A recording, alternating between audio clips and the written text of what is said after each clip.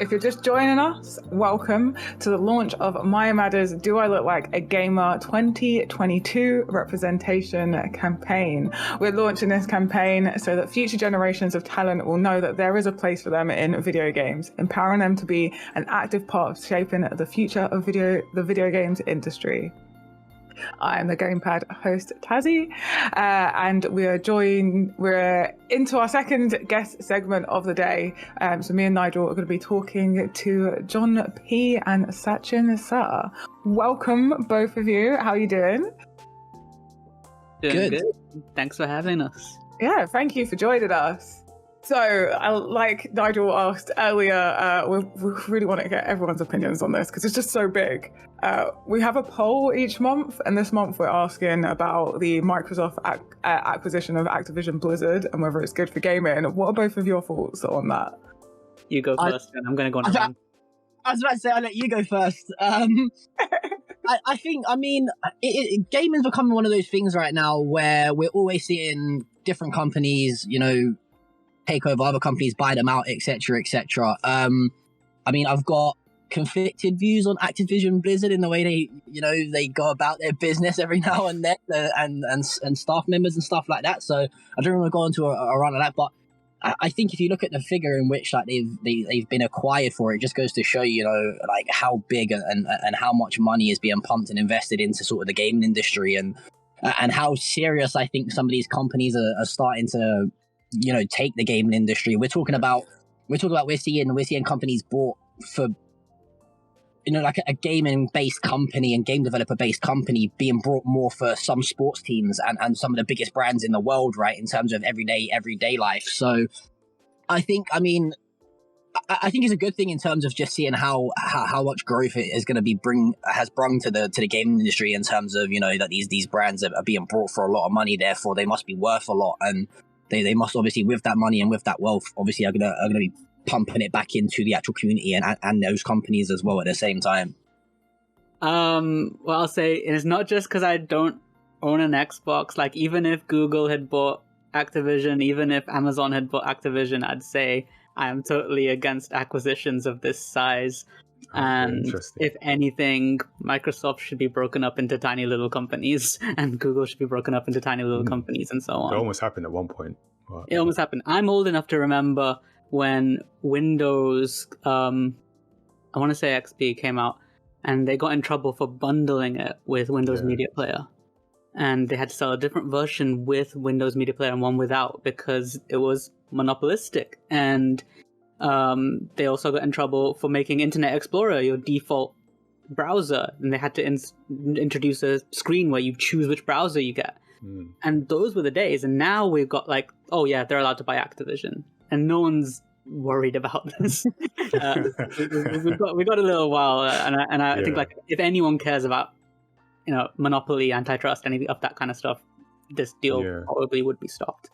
By the way, just for most people probably don't know, Internet Explorer is a browser that used to exist before Chrome. You will see it on your taskbar, like in the area you don't look at.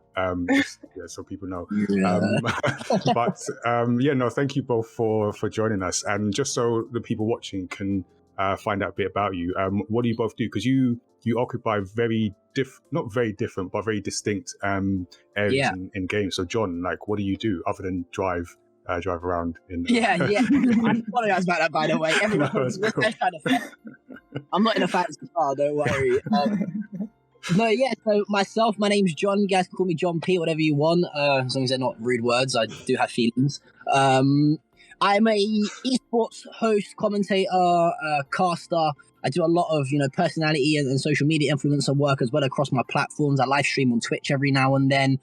And I've got a big background in esports, which, if any of you guys are casual gamers out there, which I'm sure there are some people watching, is sort of the professional side of gaming, where like your traditional sports teams, they play professional football. We have people that play professional FIFA, for example, or professional Overwatch, or professional CSGO, Valorant, etc., etc. The list goes on and on, all the way right down to games such as Smash Bros. And all the melee scene and the fighting game scene, for example. Any game you can think of, we try to make a professional scene for it. So I've had a blast doing it. I love doing it, and hopefully, I consider myself not old within the industry because I'm 23, but you know, us gamers, That's not old. yeah. That's not old anyway. I'm talking about from a professional standpoint. You know, like the average age of a professional video game player is a lot than a professional athlete, for example.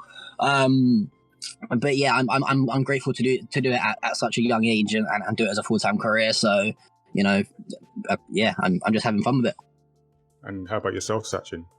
Well, I mean, John P, you say you're a caster, so first of all, you need to know I'm a pro gamer. I've competed in multiple tournaments. I'm a multiple award-winning gamer. You got 2 of those? Yeah, 2 of them. I'm building a collection. So, yeah, you did. You know, if you know Cloud9 or, you know, any of these teams, tell them to hire me. Secondly, I'm a psychiatrist or a mental health doctor, just coming off a job where I was at for about half a year, where I was working in a medical hospital, seeing people coming in for mental health issues or people who are in for medical issues and helping them with their mental health at the same time. So I just want to tell everyone, please get your COVID vaccine. Really important. I've been dealing with people face to face and I love them to be vaccinated rather than not vaccinated. And then I take that mental health knowledge into the games community and games industry. So I'm part of a charity called Gaming the Mind, which deals with the overlap between mental health and video games, how mental health is depicted in video games. And I'm going to talk to you guys about that soon in a week or 2 about Psychonauts, Yes. aren't I? And then how video games affect mental health. So yeah, we get to do stuff in the community, you know, awareness raising, stigma busting, that kind of stuff. So yeah, love being in that kind of space. Cool.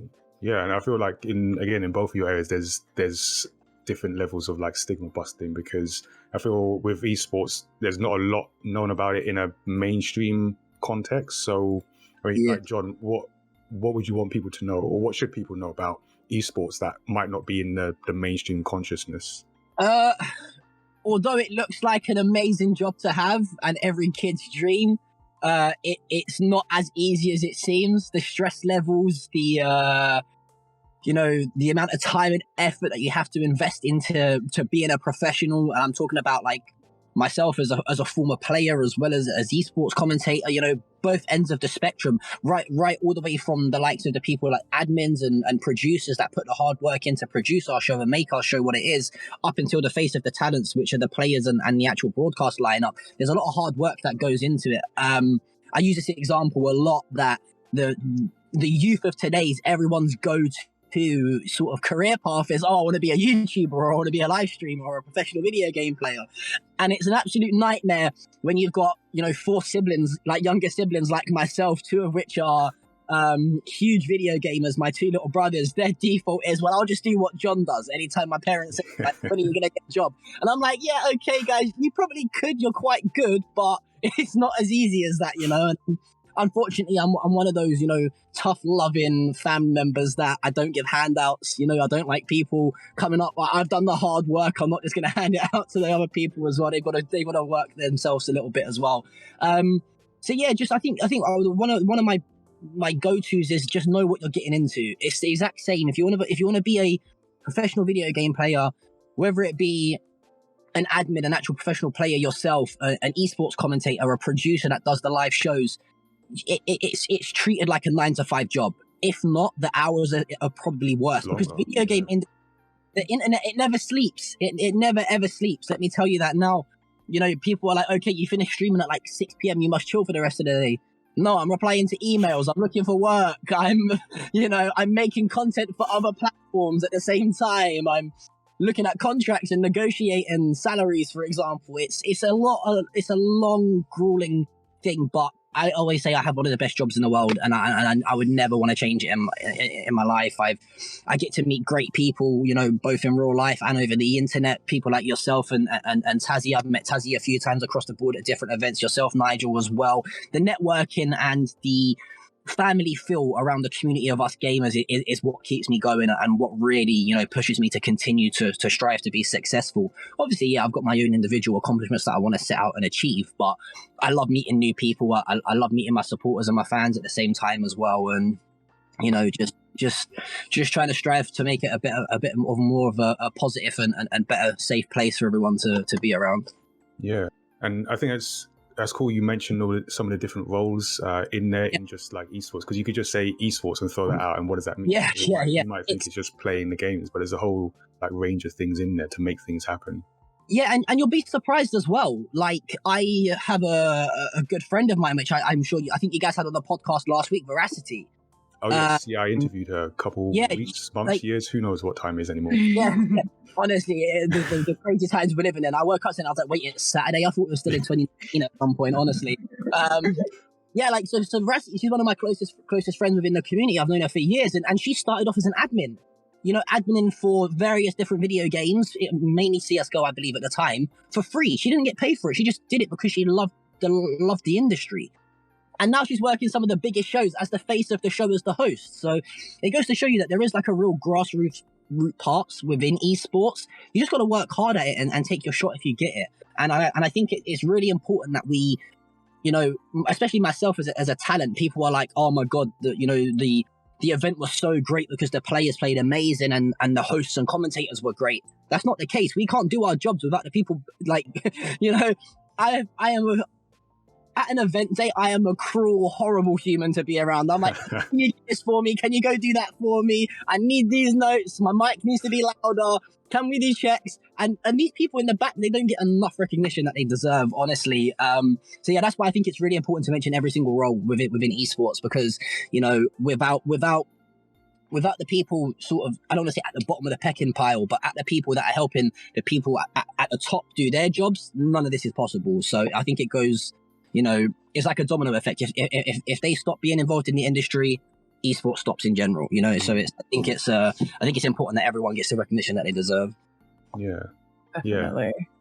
And it's not all about the those in the limelight, But as much as we like making it about ourselves and sticking our makeup on and doing our hair nice, you got to try and make sure that everyone gets the recognition they deserve, because like I said again, we couldn't do our jobs, and even I'm talking about not just people in the biggest organizations. You've got the big tournament providers in esports, the likes of DreamHack, ESL, and Faceit, who have now just merged together and acquired each other's services. Blast, for example, any of my esports nerds out there don't know what I'm talking about. Some of the big production companies and event organizers in the world, right down to community-based driven organizations like yourself at mayamada, who does all the gamepad stuff and all the campaigns, etc., etc. Without these smaller organizations and smaller companies, the community doesn't keep going. Because the harsh reality is this industry is becoming so driven by acquisitions like we've seen of example, like literally what we've just spoke about, and without money these days, it's really some of these companies really struggle to keep up to date and to keep up with, whether it be content production, actual community-based LAN events or whatever, online tournaments. They really struggle with it because they just don't have the resources to put out like these companies do. So that's why you got to give huge props to some of the the community-driven organizations and the grassroots organizations that try to make sure there's a place for everyone. Yeah, for sure. And just to remind people, that acquisition offer for the what did we come to, 3 billion is still on the table. Yeah, 3 billion. So that's what I value that. I mean, listen, if anyone wants to pay me £3 billion a day as a day rate, they can. Yeah, I know, right? So Sachin, in terms of like with speaking of the campaign and sort of the idea of representation, like what does that mean to you, and why do you think that matters in this industry? I mean, the representation angle, I see it from two different sides, which is one, I mean, we're doing a chill out room at Yorkshire Games Festival next week, actually, which, aims to help people who are maybe feeling overwhelmed by the festival to come and chill out. And it's all about making that space accessible to people who might feel overwhelmed by those kind of spaces. That could be anyone like me who gets very shy and very nervous around crowds, but then people who have issues with anxiety or maybe are neurodiverse and have different reasons for finding maybe overstimulation too much for them. And I think that's a really important side of the games industry, is that it needs to become welcoming for all types of people. Because we talk about, in my line of how games can be helpful to someone's mental health. Well, that means we need to make games accessible to the people who need them most. So that in the industry could involve, making games more accessible in terms of accessibility options. So we talk about it in terms of physical disability, but you're also thinking about it in terms of, say, having difficulty options and for having better tutorials, having options to reduce the stimulation of what's on screen, all these sort of things which will help all sorts of people engage with games. And then in the broader sense of the campaign, which is, including everyone, including people from all backgrounds, all ethnicities, all sexualities, all genders, it is about inclusivity is important to mental health in itself. So we know that mental health outcomes are worse for minorities. That includes, rates of diagnosis and then rates of proper treatment and recovery. It's all worse if you're a minority compared to the majority. And so there is something about being excluded, there is something about being disadvantaged, which is just bad in itself. Obviously, it's bad just from a human rights perspective. That's a big thing. But from my point of view, it's bad from a health perspective. So everything that this campaign aims to do in terms of getting more diverse people into the games industry and into the games community is really important too, in terms of, reducing this othering and reducing exclusivity and bringing everyone together. Yeah. Wow, well said. I should have. I'm going to put that in the campaign notes later. Can we quote you on that? Yeah. Yeah. Just going to clip this and then put this in our campaign. You are the face of the campaign from here. But I also really good. Yeah. I do like that you mentioned the aspect of accessibility and that side of things, especially when it comes to the design of games. So another aspect of what we're aiming to do with this, one of the events that we want to bring out is a game design jam, a family game design jam. So allowing young people to come with parents, with guardians, with carers, older siblings, and learn about video game design basics, because I feel that again, I think I mentioned in the last segment, so working with young people who play games, but understanding how these games are made and the consideration that goes into making games, I feel will serve those young and aspiring future professionals really well, and give them the space to see that in real hand. But not just that, also that's why we're very much, it's a family game jam, because we really, really, really do encourage those that are supporting a young person getting into the games industry,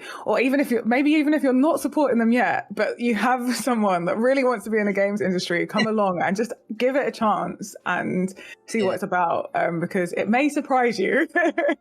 It may surprise you. It's crazy you say that. I mean, I think you make a great point in terms of whether or not people are supported about going into the games industry. I mean, I think it's still a touchy subject. I mean, I can only talk about it from an esports perspective, right? I've never been involved in the gaming industry other than that. I would love to be smart and intelligent enough to know how to code and make a game. I really would. But listen, I'm just a kid from South London, all right, that blagged my way into an industry somehow.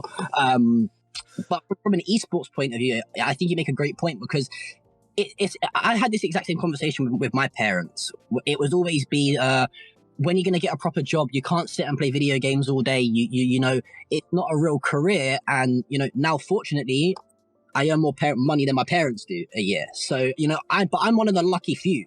And I know so many people that more recently, and I think this is, don't flame me for saying this, this is actually one of the benefits of COVID happening, that a lot more people have actually been able to pursue a career in professional video games, whether it be content creation, streaming, even probably game designers as well, that have a lot more free time on their hands to code, stuff like that. It's the only reason I'm doing this. That's what I mean, right? Where we've had these 2.5, nearly approaching 3 years now, of where everyone's just been sat at home not doing anything. I know people that I am friends with that had no interest in making YouTube videos, live streaming on Twitch. Obviously, the recent success of TikTok blowing up as well. No one even really. We had Vine back in 2014, which, all right, but not wasted potential. No one no one ever thought about doing that. They were just regular people that had, I say regular people, there's no such thing as a regular person or regular, in my opinion. But, you know what I mean? They had the stereotypical 9-to-5 office job, bankers, whatever, you name it. Now these guys have got 3.5 million followers on TikTok, Twitter, YouTube, whatever it is, just because they've gone viral overnight. So I think people do need to take it a little bit more seriously, that you can get into esports and professional video games, because it is a valid career path. Some of these professionals, I've seen their salaries, I've seen their contracts. It's stupid, it's ridiculous, but it is very hard to convince, especially, I don't want to say the older generation, but especially like these kids' parents and stuff, where they were like, oh, at your age, I was doing paper rounds, or I was, posting leaflets through doors for like £4 an hour. Okay, cool, great. You don't do it anymore. You get an email whether or not you want to go to Pizza Hut. Do you know? Yeah. Also, that's not a fun job to have. I've had those jobs. I've done it as well. I would not wish them upon anyone. Out here in the snow, like with like a thin tracksuit on, freezing in a way, like it's so yeah. This is like why the family game jam is so important, and things like this, which is because it legitimizes career paths such as these, and especially for diversifying the industry, because obviously there's the one side of the industry, which is that if it's top heavy with people who aren't diverse, then it's going to be difficult to bring in diverse people from the bottom up, right?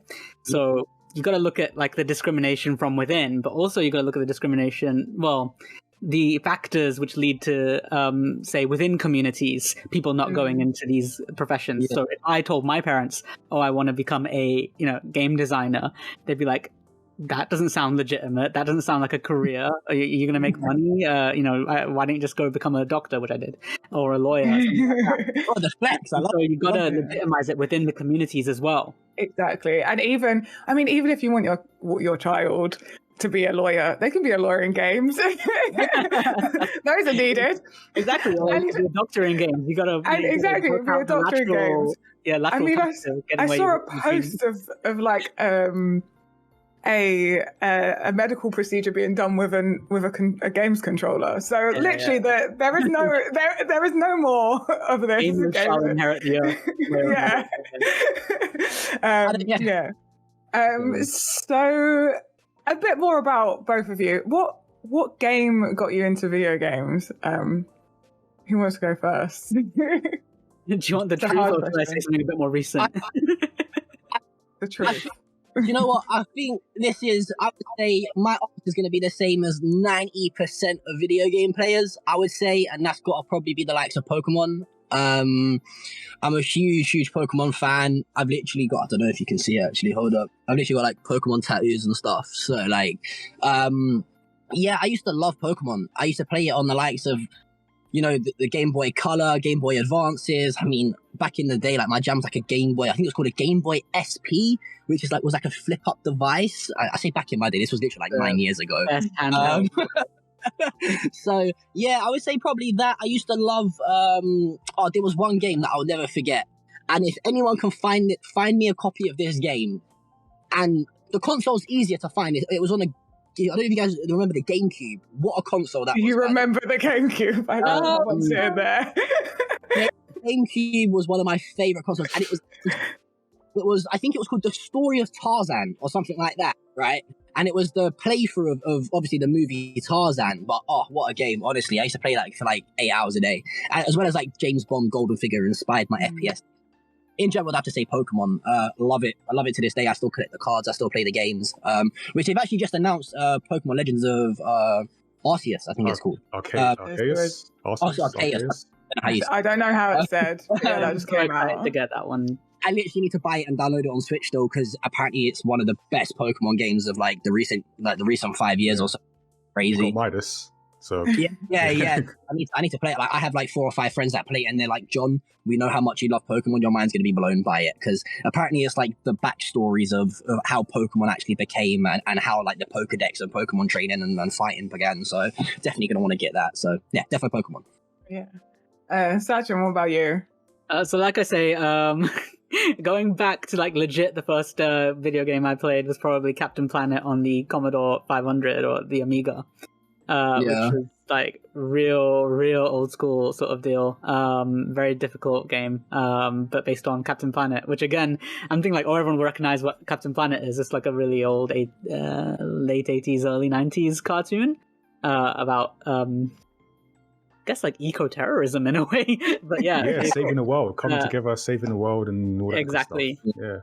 But like the game that sort of like turned me into the sort of gamer I am today is definitely like Final Fantasy VII was the like formative game of my childhood. I guess like I was looking for something heavy in storyline after like playing Monkey Island, which was a point and click, and fell upon Final Fantasy VII, which was so cinematic to me, and that's what just put me on this path of like, yeah, it's got to be very weeb, it's got to be JRPG, or it's got to be anime, that sort of deal, which is also why I appreciate Mayamada a lot, because they're all well into their manga and all that. But like, yeah, so I'd say like formatively Final Fantasy VII is my sort of like spiritual first ever game, but I do go back a bit further than that in terms of like playing a lot of older games than that too. It's so funny. Monkey Island just keeps popping up recently. Like I'm meant to play it or something. I know, it's so weird. It just keeps getting mentioned. Evergreen game, evergreen.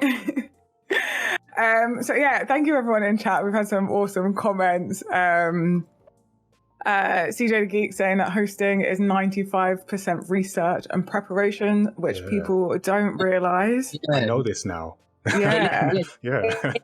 It's crazy because people think like, I mean, I've got an event at the end of at the end of March. I don't think you guys will be able to work out what event it is. Because it's not even been announced yet. I've got an event at the end of March. And I've already started my prep for it. And we're at the start of February. Because people understand there's open qualifiers, there's online qualifiers, there's closed qualifiers, there's group stages, there's bracket play. There's so much that goes into, we just don't turn up look pretty on camera and, okay, for me, 95% of that I wing it, I'm not going to lie to you. But you know what I mean? So there's a lot of research and prep behind it. And, sometimes you'll find out you're doing an event in a week's time or 2 weeks' time because maybe they've booked a pre-existing talent that has got ill, unfortunately, or has other commitments come up, and you need to fill that spot. So every day for the next week, 9-10 hours a day, you're just sat looking at Liquipedia or online results from online, tournaments and stuff, or scrolling through Twitter to try and find some gossip that you can mention on the show to try and time fill with. Honestly, it's ridiculous. So yeah, people just don't understand it. So I don't know who you said. I think you said CJ said it, which you've hit the nail on the head. It really, really is. I gotta jump off on that. Like, John's really selling like how tough it is to be in this industry, but in terms of all these different lines of work, like casting or esports or training and all that. But like, that matches everything I come up against in terms of just like, this is a career which like, you got to be smart about it. In terms of working smart and not burning yourself out. And I think it's legit. Like, this is how the industry is right now, is that it rewards the people who stream the longest and do marathons and always show up and dedicate their lives. And as you say, after the 9 to 5, dealing with the social media, dealing with the contracts and all that kind of stuff. And I want the industry to be a bit nicer to the people who work for it in some way. Yes. Like, the people who come after you need to have an easier job of it than you did, for sure. I think it is about sort of changing how the industry is. And it is definitely important. And let's move on. We could talk about this forever, I know. Maybe we'll have to we'll have to make it a topic for the podcast.